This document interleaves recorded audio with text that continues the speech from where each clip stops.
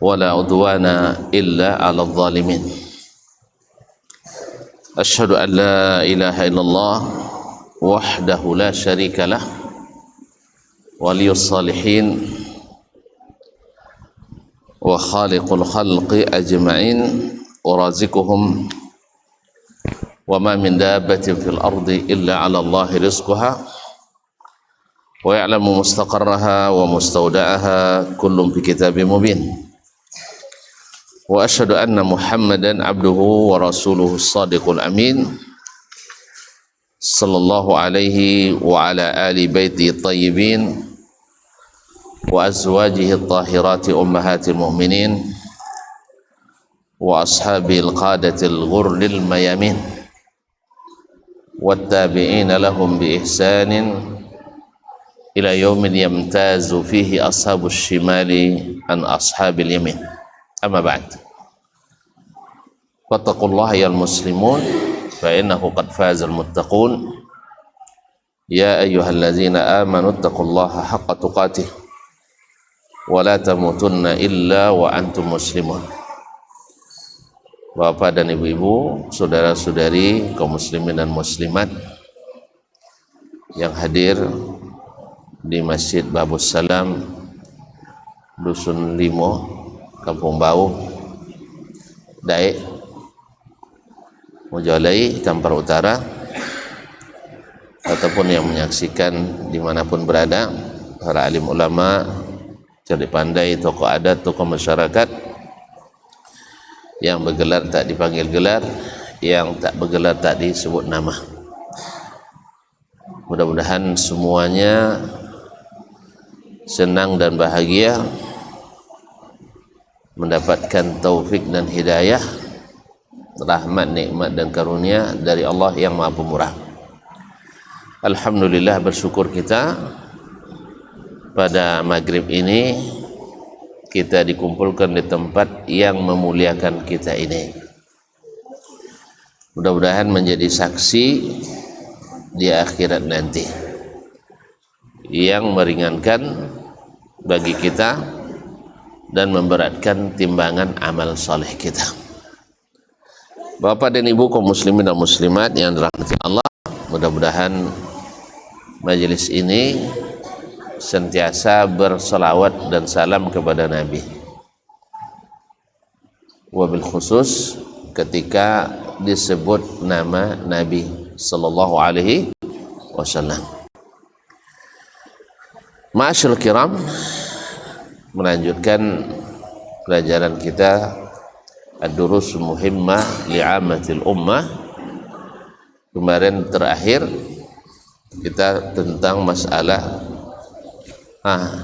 adik-adik, assalamualaikum. Siapa yang ingat pelajaran terakhir kemarin? Siapa nonton konam? Tak ada soal juga? Tak ada? Tak tahu kalian jawab? Ya kalian telah tentang mubtilatus salah atau nawaqid as-salah. Setelah kita mempelajari syarat, rukun, wajib dan sunat, kita masuk pada hal yang membatalkan. Sebab walaupun semua syarat lengkap, rukun ada, sunat dilakukan, wajib didirikan, tapi kadang-kadang ada masalah penghalang diterima atau yang disebut dengan yang membatalkannya. Dan ketahuilah semua syarat dan rukun bila tidak dilakukan salah satunya otomatis batal. Otomatis batal. Misal salat tanpa wudu. Tolong jawab, salat tanpa wudu sah atau tidak? Tidak sah. Kenapa tidak?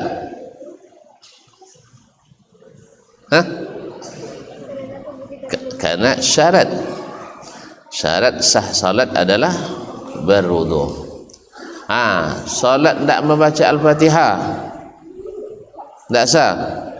Kenapa? Karena Al-Fatihah rukun. Ya. Alhamdulillah. Baik. Sekarang ada hal yang membatal-batalkan solat. Kemarin sudah kita pelajari satu atau dua ya. Baru satu. Yaitu berbicara dengan sengaja dalam solat. Ya, berbicara dengan sengaja dalam solat. Maksud sengaja bukan karena lupa, kemudian bukan pula karena tidak tahu hukum. Adapun orang yang lupa atau tidak tahu hukum dimaafkan, karena kaedahnya al-khata'u wan nisyan yaj'alanil mawjuda kal ma'dum. Al-khata' wan nisyan yaj'alani al-mawjuda kal ma'dum. Salah dan lupa menjadikan sesuatu yang ada seperti tidak ada. Seperti tidak ada. Dalilnya rufi al-qalam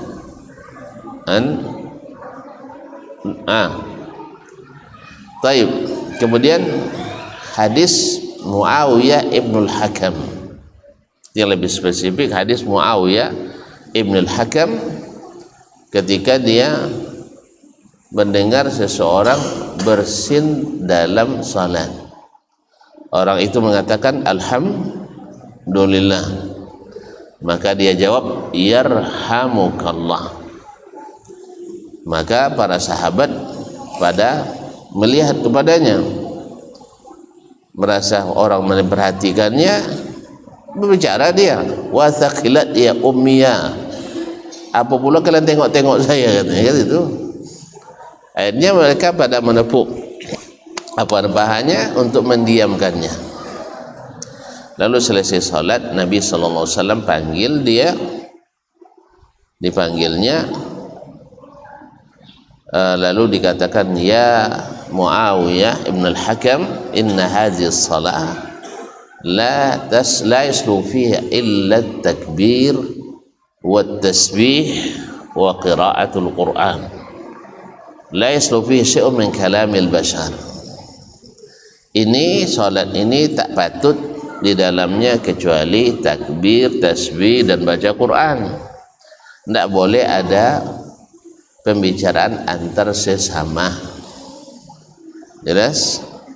Nah, lalu apakah dia disuruh ulang salatnya? Disuruh tidak oleh Nabi mengulang salatnya? Kenapa? Karena dia belum tahu. Karena dia belum tahu. Jadi kalau sudah tahu, ulang lagi salat. Sebab batal. Makanya kalau belum tahu atau lupa, makanya yang membatalkan itu adalah al-amdu, sengaja. Nah, artinya tahu hukum dan ingat dan tidak lupa bahwa dia sedang salat. Tapi kalau dia lupa, ya osok-osok dia osok-osok tidak salat je kan, main bawang nanti lo, assalamualaikum nanti lo nyanyi kan, nah, salat lo salat habis dia. Jadi kalau terlupa, tidak ingat bahwa dia sedang salat, lalu bicara, maka tidak batal. Jadi al-kalamul al-amdu, yaitu perkataan atau berbicara dengan sengaja. Sebab berbicara sesama pada awalnya dulu dibolehkan, tapi terbayang dek tuan-tuannya, kalau boleh cakap heboh kan. Nah, makanya dilarang oleh Allah Subhanahu wa taala untuk berbicara dalam salat. Nah, bahkan dilarang pula membaca ayat di belakang imam, karena bisa bikin ribut. Ya, imam baca wadduha, belakang baca wattini, nah kau baca inna ataina sebui. Bahkan mengikuti bacaan imam pun tak boleh. Mengikuti bacaan imam pun tidak boleh. Imam sedang baca ayat misalnya, kita wajib diam. Wa idza quri'al Qur'anu fastami'u lahu wa ansitu. Apabila dibaca Al-Quran, maka dengarkan dan diam. Dengarkan dan diam, la'allakum turhamun, agar kalian mendapatkan rahmat. Baik, kaum muslimin dan muslimat dirahmati Allah Subhanahu wa taala. Kemudian yang kedua yang membatalkan salat pula adalah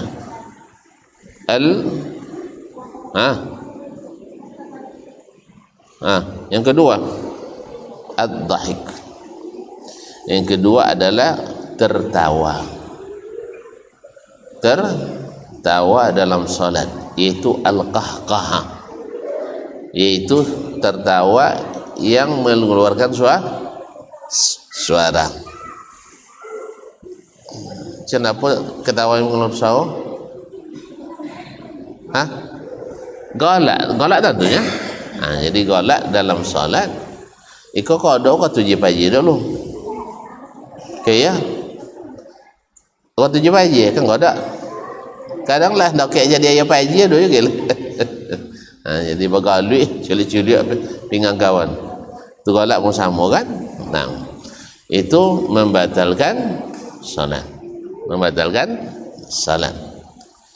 Jadi ketawa atau ad-dhahik ada membatalkan salat. Dan ini seperti kata-kata Imam Ibnul Munzir dalam Al-Ijma'.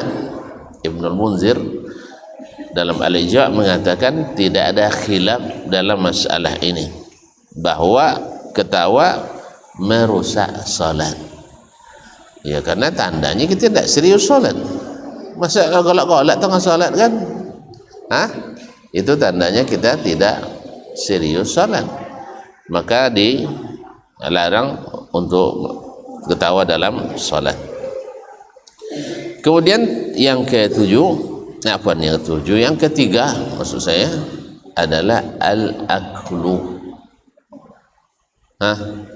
Makan. Sama juga tadinya. Makan tengah salat berarti tak dia serius salat nah. Makan sama salat berarti tak serius salat. Dan yang keempat adalah minum. Makan dan minum. Jadi ketawa, makan, minum, itu semuanya adalah memalingkan kita dari salat. Memalingkan kita dari salat. Jadi kita tidak lagi khusyuk salat. Makanya kaum muslimin dan muslimat dirahmati Allah, itulah hikmahnya kenapa Nabi SAW melarang kita salat ketika makanan terhidang. Kan ya? Mana dahulu? Makan dahulu tu salat. Makan lu. Makan lu. Bau salat. Nah, tapi jangan sengaja je kita letak pas waktu salat je dihidangkan, bukan. Jadi iza uqimatis salah wa hadara al-asha fabda'u bil asha. Naam, la salata fi hadratit ta'am wala yudafi'ul akhbathan. Tak boleh salat dalam keadaan makanan sudah terhidang, atau tak boleh juga salat menahan dua yang buruk. Apa dua yang buruk itu? Menahan air kecil dan menahan air besar. Makanya kalau kuliah, siapa yang menahan lita atau malahan nak qalu, itu tak boleh, karena dua-duanya menyakitkan. Dua-duanya menyakitkan. Kalau kuliah sama mbok, boleh makan sambil kuliah. Tapi bercerita je galak, harus minta izin. Sekarang dasarnya, ini kalau cerita galak berarti ada hal lain. Sahih? Tapi kalau makan tak. Kalau sulaunya makan dulu bawa kuliah, habis itu kau tulis. Makanya boleh makan. Kalau tidak ada makanan, beliau sabuin. Kalau ada piti, diwalin. Kalau tidak, suruh pulang. Ya. Ini tidak boleh menahan lapar, tidak boleh pula menahan sesuatu yang nak keluar. Jadi kalau ada yang nak pakai WC, tidak perlu permisi, keluar aja lah. Tak pakai permisi. Dari awal sudah saya sampaikan. Karena tidak boleh menahan itu, karena menahan itu buruk. Nabi SAW melarang itu. Makanya boleh makan. Nah, jenta konang makan sambil salat. Ini mana encik agama mak? Salat sambil konang makan atau makan sambil konang salat? Hah? Kalau salat sanganang makan tak temo salat dah. Sah? Tapi kalau makan sambil konang salat, apa nomornya? Pawik lalakanyang salat didirikan. Kecuali waktu sudah tidak mengizinkan. Makanya kaum muslimin dan muslimat di bulan Ramadan, ya, seharusnya qamat salat maghrib itu dilambatkan. Apa sebabnya kawan? Kawan bapu boh. Apa istilahnya? Setengah kayu bukan? Biyo je boh. Nah, awalnya qamat. Antu dak dulin jalan nak aja salat awak kudian juga nya. Adalah batawi je isya. Walaupun sebenarnya yang sehat itu adalah minum atau makan kurma saja dulu, minum air, bawa salat. Sudah itu sudah salat dilapio. Sudah itu dilapio betul. Tapi kalau langsung selain tidak sehat, juga tidak bagus.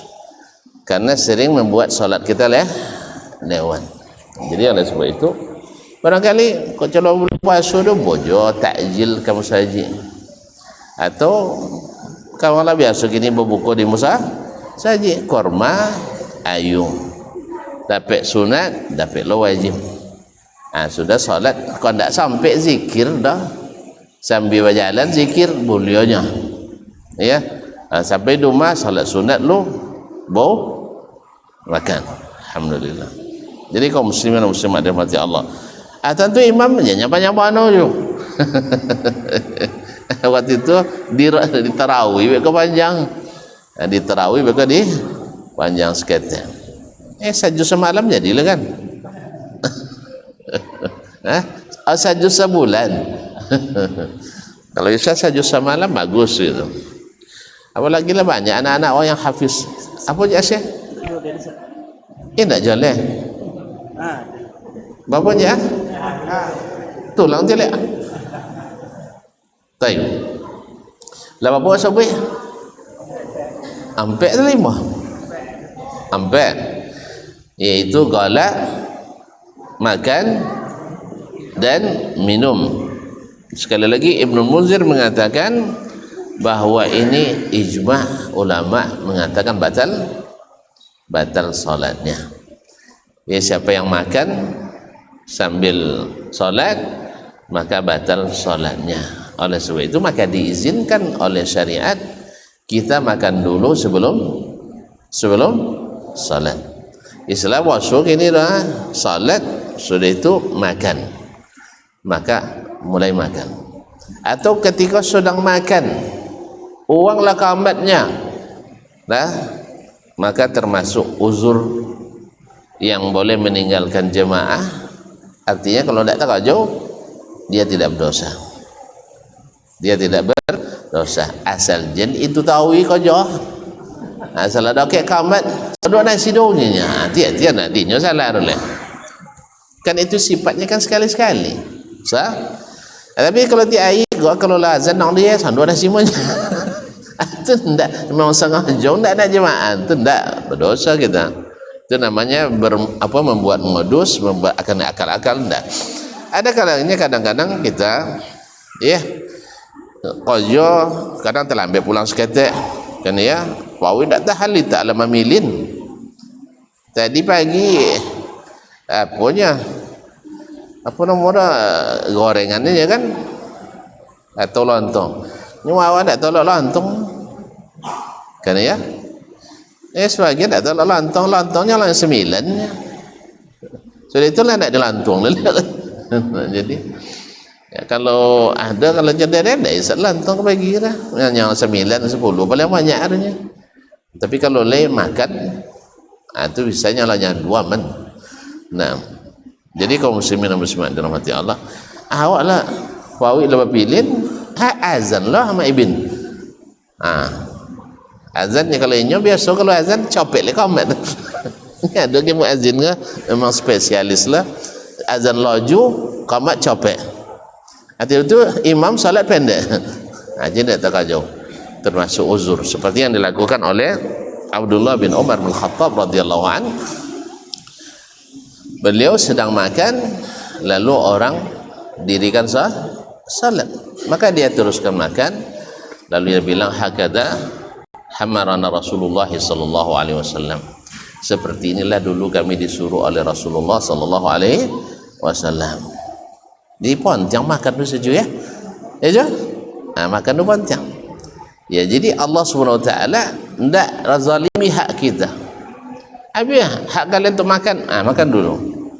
Tapi sekali lagi bukan dijadikan itu sebagai adat, sebagai tradisi. Jelas? Jadi sebenarnya syariat itu luar biasa kaum muslimin dan muslimat dirahmati Allah Subhanahu wa taala. Luar biasa, Masya Allah. Baik. Kemudian yang kelima adalah inkishaful aurah, yaitu terbukanya aurat. Nah, terbuka aurat menyebabkan solat tidak sah. Apa sebabnya tidak sah solat terbuka aurat? Sebab menutup aurat adalah syarat sahnya solat. Jadi kalau terbuka tidak sah solat. Ini syarat sahnya tertutup aurat. Nah, tertutup aurat di sini kaum muslimin dan muslimat dirahmati Allah, ini sebenarnya aurat, tertutupnya aurat bukan dalam solat aja. Kalau keadaannya pakaian yang bisa dibawa untuk solat dan sah solat dengannya, itulah pakaian syar'i, baik laki-laki maupun perempuan. Sah dibawa solat, itulah pakaian syar'i. Tapi kalau tidak sah bawa solat, berarti tidak juga sah dibawa, dipakai sehari-hari. Basilau pendek, sah solat. Laki-laki berusi lah bila sah solat selalu pendek, tidak. Berarti tidak pakaian syar'i bagi laki-laki pakai celana pendek di luar rumah. Kalau nak qalu, jangan pakai celana pendek. Nah, tapi kalau di rumah bolehlah, dengan keluarga itu urusan kita. Kalau aurat kita dengan keluarga tidak apa. Tapi kalau di luar tidak boleh pakai celana pendek. Wanita pakai baju kaos, sah solat. Mak, lihat saya pakai baju kaos, terbuka di atas tenda, asal ndak jumur dia kalau dah buka tenda, sebab ndak pakaian syar'i. Jadi pakaian syar'i itu adalah pakaian yang sah dibawa salat dah. Kini tanya tuan-tuan, laki-laki salat dengan memakai sarung yang menutupi seluruh kaki, sah salat tak? Sah. Cuman dicintai Allah atau tidak? Tidak.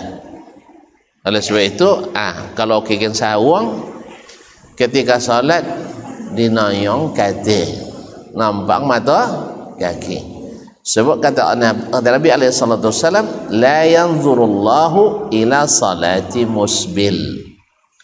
Allah tidak memperhatikan salat orang yang isbal. Berarti laki-laki isbal pakaian syar'i atau tidak? Tidak juga syar'i. Oleh sebab itu Ancaknya diangkat di atas mata kaki, tapi jangan sampai lo di atas mata apa boleh mata lutut. Nah, hanya di atas mata kaki sedikit. Ilu-ilu tabiang tidak masalah. Walaupun lebih afdalnya adalah sampai setengah betis. Apa sebab?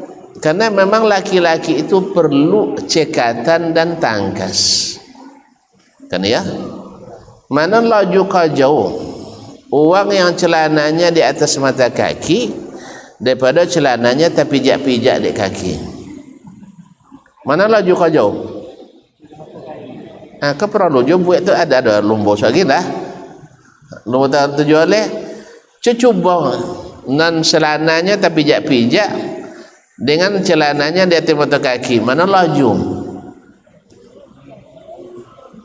Buat ansang-ansang. Pasti laju yang mata kakinya terbuka. Jadi secara logis laki-laki mah perlu tangkas. Wantina apa dia masih ditutupi sampai ke tumit.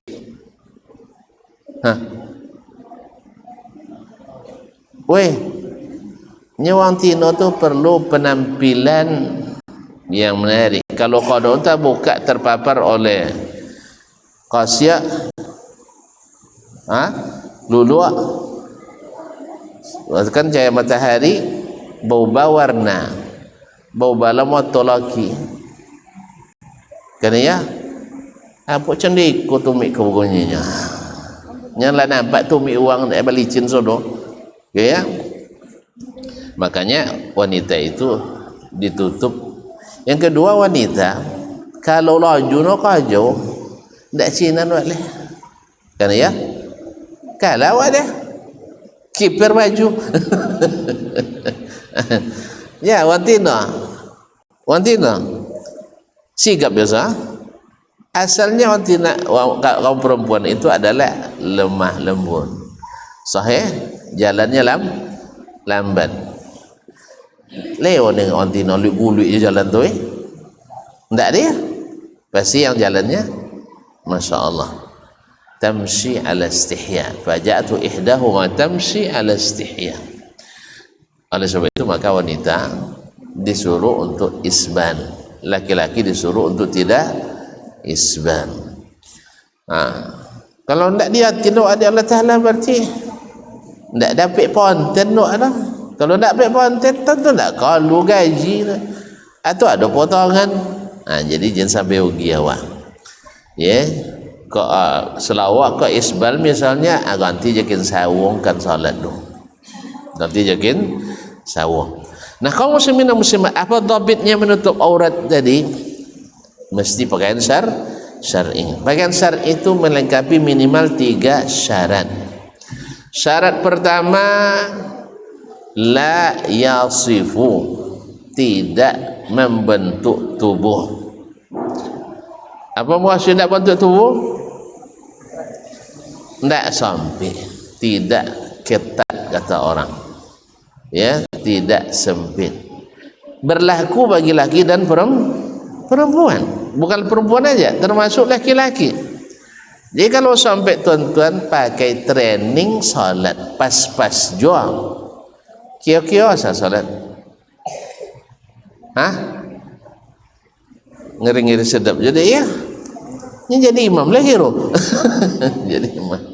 Jadi kaum muslimin dan muslimat yang rahmati Allah, oleh sebab itu makanya pakailah pakaian yang longgar.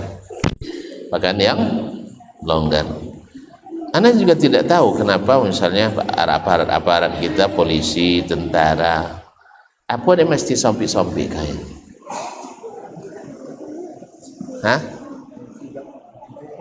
Enggak juga. Enggak, ahli kungfu lebih sigap loh pada mereka kiraan. Pernah dengar ahli kungfu? Ahli kungfu, ahli silat. Lapang kain atau sampai? Mama, ahli kungfu tentu silat Cinoro. Lapang kok selawat atau sampai? lapang. Sigap kira atau lambat? Hah? Sigap. Cendol bola tu putu badan ha. Sah? Tomong kati apa tanah kati ansang tengah. Dah itu sangkut. Jadi menurut apa sebab disampit-sampit? Yang kedua, ahli kesehatan menyebutkan bahawa pakaian sempit rentan kena penyakit saraf terjepit. Nah, apa jarum? Namun tak tentu siapa yang buat kebijakan itu. Kenapa harus sempit-sempit? Termasuk yang contoh di apa namanya sang pramugari lah sampai-sampai coba buat. Padahal payah je berjalan kan? Payah je berjalan. Sudah lah tinggi lah tumil lah, sampai lah lah. Roh. Akhirnya terpaksa dibola. Sudah bajik ke bawah sempurna, berbola sampai ke katil. Kenapa? Karena tidak mengikuti syariat. Jadi yang pertama, tidak sempit atau tidak ketat. Yang kedua, la yakshif, tidak ada areal aurat yang terbuka. Tidak ada yang terbuka.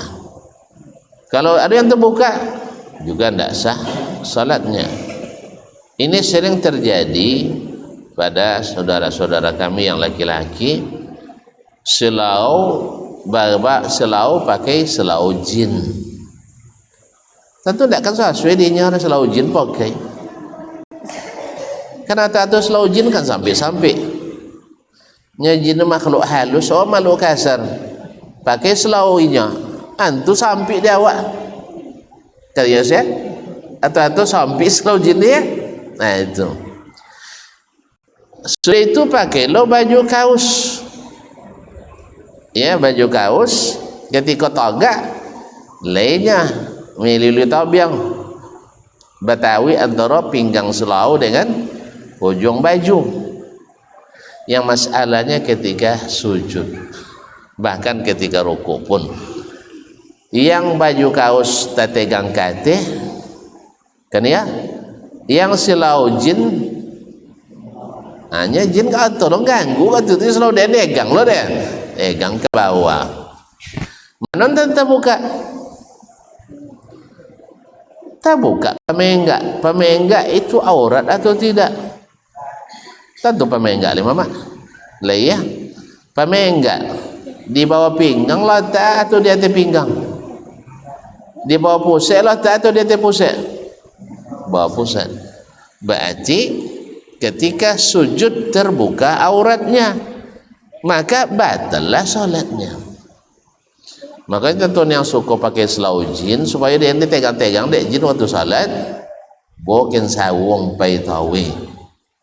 Sebagaimana ibu-ibu yang tidak berpakaian syar'i, kamu nopai membawa seperangkat alat salat. Tutu dek mas kawin awak kodok seperangkat alat salat. Nya baju dipakai tidak boleh bawa salat dah. Padahal kalau tidak boleh buat solat belum memasuki kriteria syar'i. Semua pakaian yang tak bisa dipakai solat tidak syar'i. Tidak syar'i. Jelas ya? Kalau tidak sampai tak buka dia. Kurang bahan. Sah? Nah, yang ketiga supaya dikatakan syar'i, la yashifu, tidak tembus pandang atau tidak menerawang atau tidak transparan. Tentunya menjang loh. Subhanallah, kini juga kita harus ekstra hati-hati. Jom balikin sawung atau beli jubah. Kin sawung kini banyak menerawang. Iya. Nah, kalau ada contoh itu ke sawung awak, mesti awak pakai selau di dalam. Ya, selau panjang atau semacam celana Hawaii lah misalnya, yang sampai ke lutut, atau celana-celana sempak nama. Salah roh. Sirwal. Ndak nyositan itu nombor Uang bagian kan kamu itu nah. Jadi kalau awak lain ya, yang tak makmum boh. Nah, jadi kaum muslimin dan muslimat dirahmati Allah, pakai kain di dalam. Kalau tidak nanti terlihat jelas aurat kita. Khususnya ibu-ibu kalau pergi haji jo umrah, hati-hati membeli jubah khususnya warna putih. Nyawang sitan pakai dia tu dalam rumah. Wah, botok menggaya. Jadi mohon maaf, sering jemaah hajah itu pakai baju tu pulang dia tanpa disadari terlihat bagian dalam semuanya. Tu jembong gila dia. Ustaz dia tajam bono mat tu ndak apa-apa, tidak bang tak pandang aja lalu depan awak. Jadi semuanya terlihat. Padahal orang Arab tu kalau keluar kan rata-rata kan pakai jubah hitam di luarnya. Sah? Dan jubah putih tadi di dalam. Beko sampai rumah jubah hitam di tangan, itu yang dia pakai rumah. Rumah bolehnya? Rumah boleh. Nah, awak tadi dia. Dah lebih biasa pakai jubah hitam di luar, kan ya? Apa pakai itu di lu. Nampak dia orang lu. Allah musta'an. Jadi tidak transparan. Kalau transparan berarti menyebabkan aurat kita tidak tertutup. Mudah-mudahan itu kita ini kan, karena itu syarat mutlak. Sebab kalau seandainya tidak tertutup bisa membatalkan salat kita. Azan dulu tuh. Kita sambung sudah itu.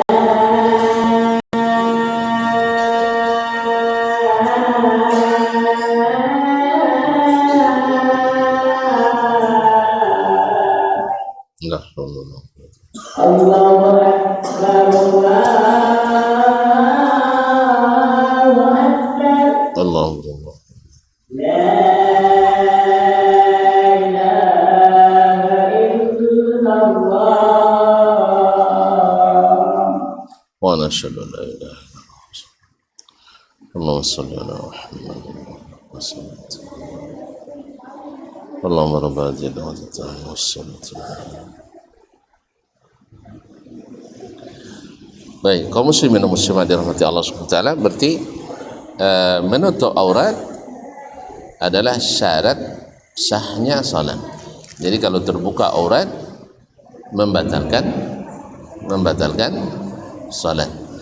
Dan syarat tertutupnya aurat tadi seperti yang sudah kita jelaskan tadi, tidak sempit, tidak jarang, dan tidak kurang bahan. Tidak kurang bahan. Nah, batas aurat sudah kita bahas dulu ya.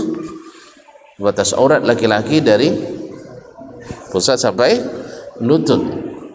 Ini batas wajibnya. Tetapi kalau seandainya tuan-tuan datang contoh itu kamu saji, oh soleh batu, ndak aja nih bu. Kalau apa menghadap misalnya ke kantor desa, nah pakai ke sarung ndak pakai baju, hah?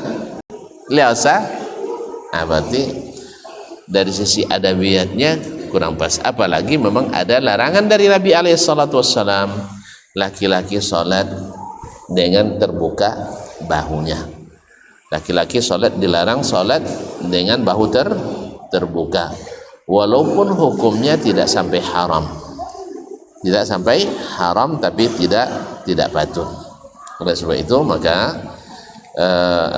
mesti kita menjaga ini supaya tidak terjadi hal-hal yang bisa membatalkan salat kita. Baiklah kaum muslimin dan muslimat dirahmati Allah Subhanahu wa taala. Kemudian yang keenam di antara yang membatalkan salat adalah al-inhiraful katsir anil qiblah, yaitu berpaling dari kiblat, yaitu berpaling yang merubah arah. Tapi kalau berpaling sedikit saja itu tidak membatalkan. Ya misalnya kok seong sajadah sekene, walaupun sebaiknya diperhatikan itu ya, khususnya oleh imam. Makanya imam sebelum takbir memang disunnahkan menghadap ke jamaah, Yang kedua, imam sendiri juga harus tahu posisi yang lurus, karena tidak jarang juga saya lihat sebagian imam agak melenceng dari kiblat, tidak sama dengan makmumnya. Makmum misalnya begini, dia agak ke sini, ada. Jadi imam saja dia sendiri tak dia diperhatikan, bagaimana dia diharapkan dia memperhatikan jemaah. Jadi sebenarnya kaum muslimin dan muslimat, imam itu bukan hanya sekedar bisa membaca yang baik, tapi juga bisa memperhatikan jemaah dengan baik. Imam bukan hanya sekedar bisa baca Al-Fatihah, baca surat, selesai tidak. Imam berkewajiban juga untuk memperhatikan kondisi jemaahnya. Kalau loyo-loyonya contoh, jangan panjang-panjang bono.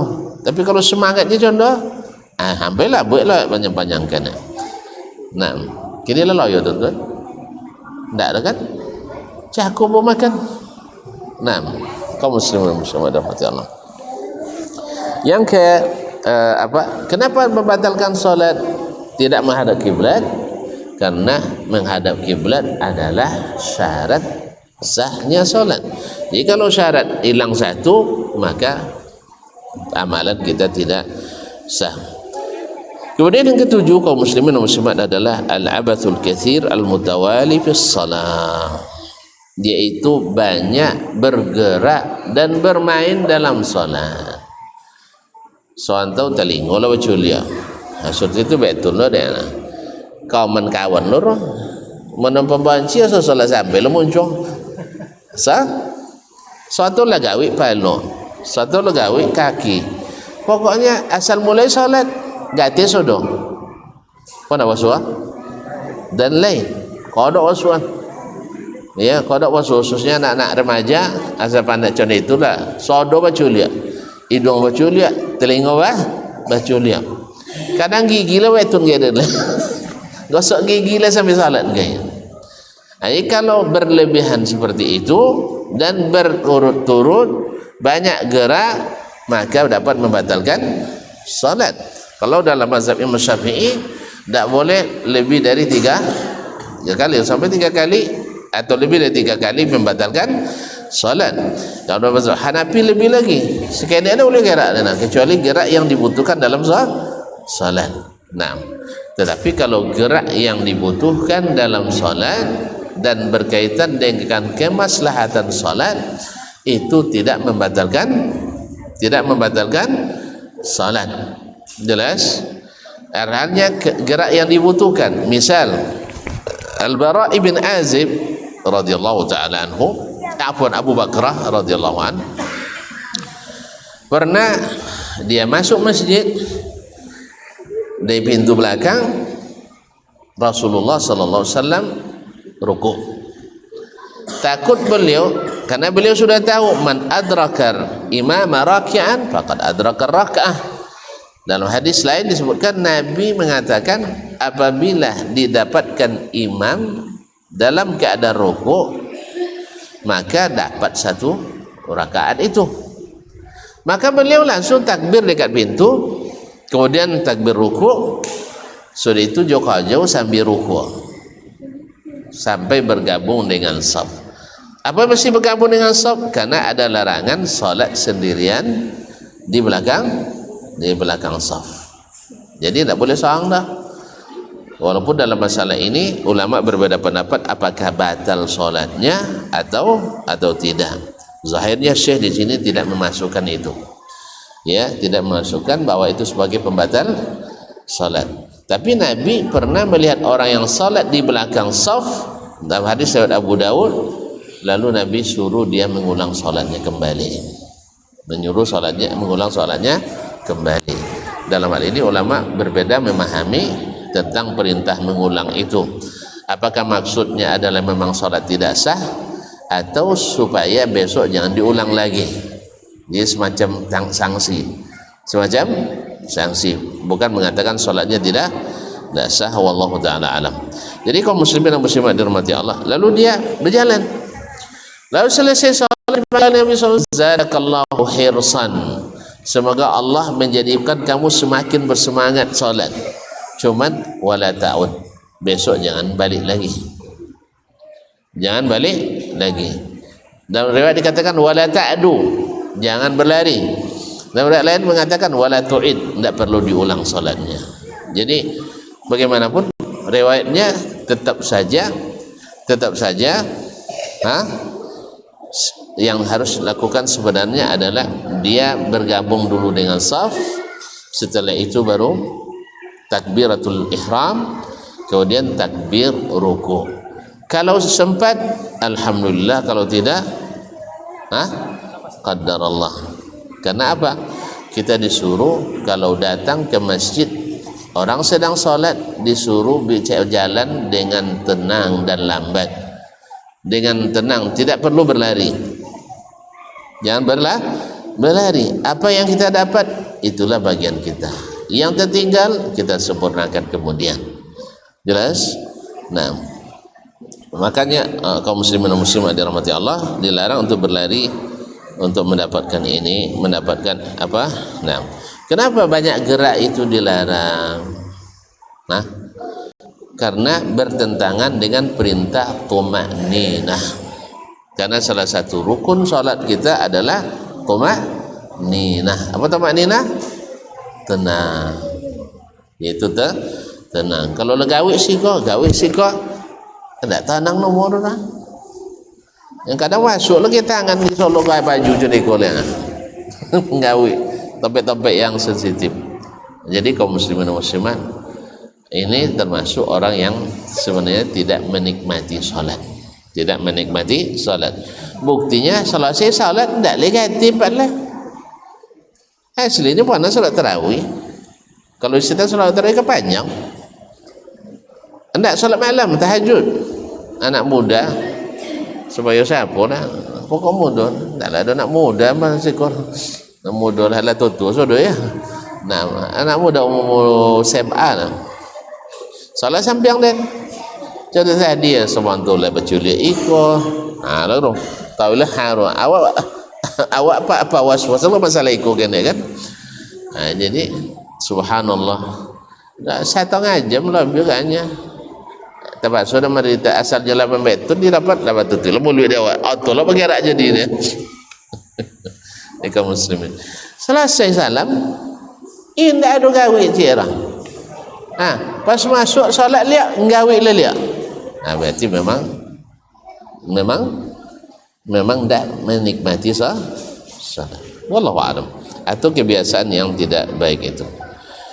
Ma'asyur kiram. Adapun gerak yang dibutuhkan, berarti kalau bagi seorang, maklum kadang seorang ayah mungkin karena istrinya sedang sakit, nya nak solat je di musaji, buat anak kene, kalau dia datang nangi, terpaksa didukung sambil solat. Boleh apa tidak?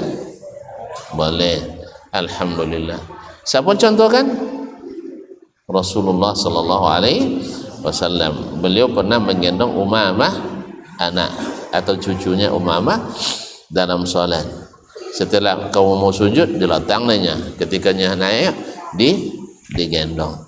Dan Nabi sallallahu alaihi wasallam juga pernah solat di atas mimbarnya. Dan ketika sujud turun ke bawah. Karena mungkin sujud di atas mimbar dah. Tinggi lah kalau berdua kaki dulu lah. Ya, akhirnya dia turun.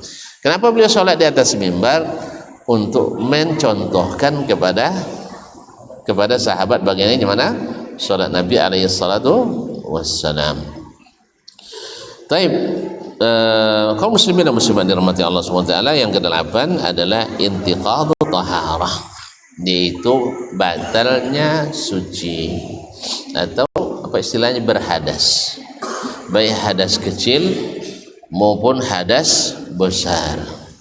Tapi yang hadas besar dalam solat tidak ada usul dia. Ada orang berhadas besar sambil solat? Hah?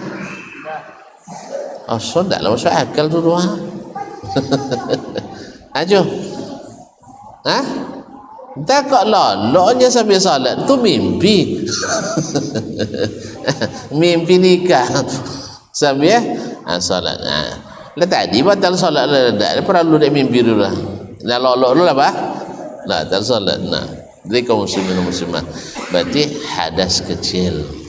Hadas kecil dalam solat mungkin sekali keluar angin, keluar angin, kadang-kadang tak sadar tiba-tiba keluar gitu. Maka saat itu juga kita pergi meninggalkan salat, berwudu, kemudian bergabung kembali. Kalau seandainya itu terjadi pada imam, ada dua pilihan.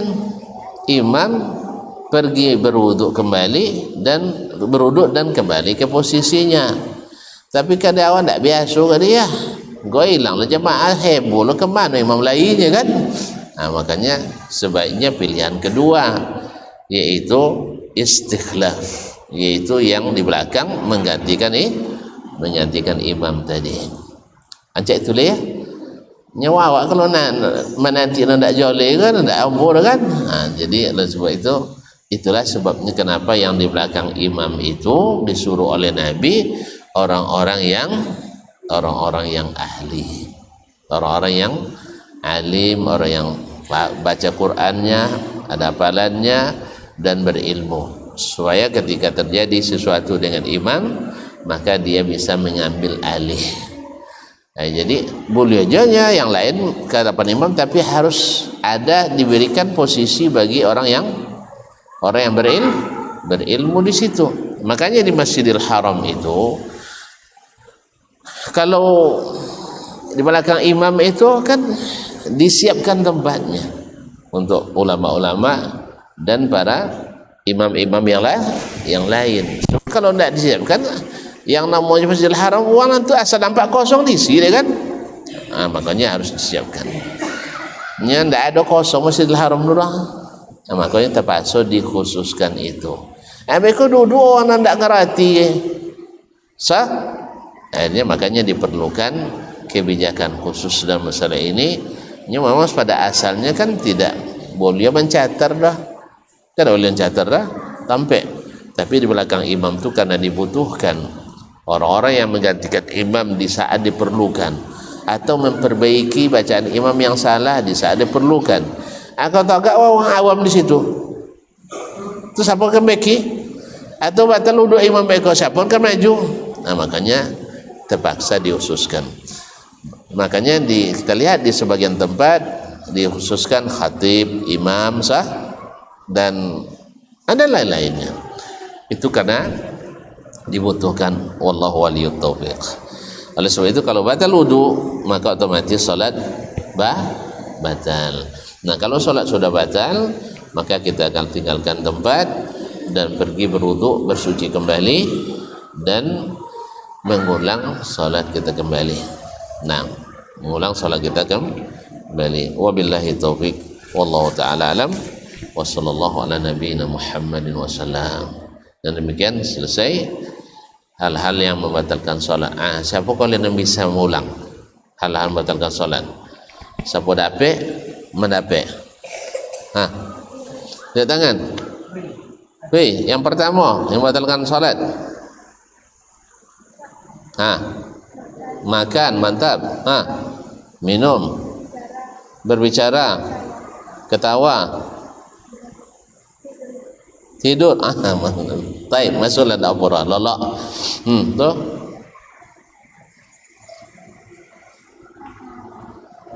Bertumbuk ke? Banyak bergerak. Kan bertumbuk banyak gerak dia. Ya. Masuk bertumbuk. Tahu ya? Tu. Wahyu dah ke salat. Buang angin. Oh ya, batal wudu. Mantap, mumtaz. Terus siapa? Terbuka aurat. Sah? Terbuka aurat. Iya. Nah, sudah itu tidak menghadap kiblat, berpaling dari kiblat. Masya Allah. Mumtaz. Siapa nama? Kami Zamil. Masya Allah. Fadal Zamil. Masya Allah. Alhamdulillah. Ika apa kan? Golang apa? Jiman dah. Tidak ada kan? Alhamdulillah. Mubarak. Taib. Siapa yang hafal rukun salat?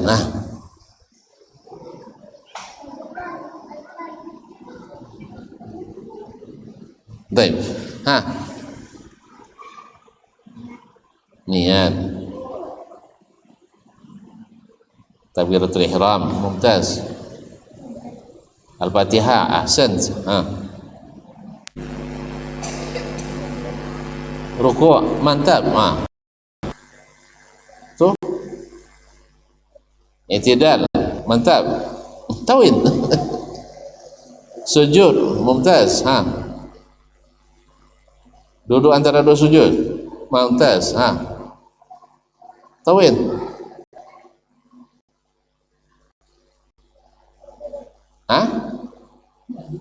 Itu syarat nah.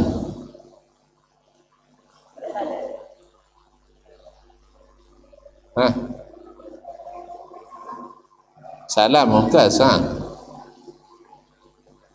Tasyahud. Iya. Selawat. Mantap. Tauhid. Lah, kami. Tapi jawab dengan sodoyang. Masya Allah.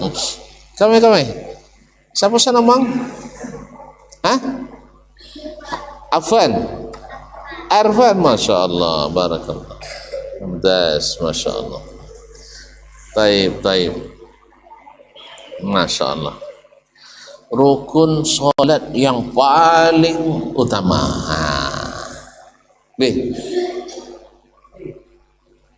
Apa rukun solat yang paling utama? Ada ubala tidak paling utama? Yang pertama sekali. Dengan itu langsung masuk solat, Pak.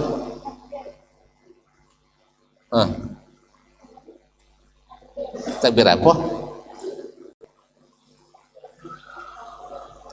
Takbiratul ihram. Mumtaz. Kami. Masya Allah. Ahsan. Mana belajar? Masya Allah. Dah. Mumtaz. Dah. Pak. Iya jual. Baik. Barangkali sampai di sini kajian kita malam ini. Mudah-mudahan bermanfaat. Wabillahi taufiq wal hidayah. Wallahu taala alam wa sallallahu ala nabiyyina Muhammadin wasallam. Wassalamualaikum warahmatullahi wabarakatuh.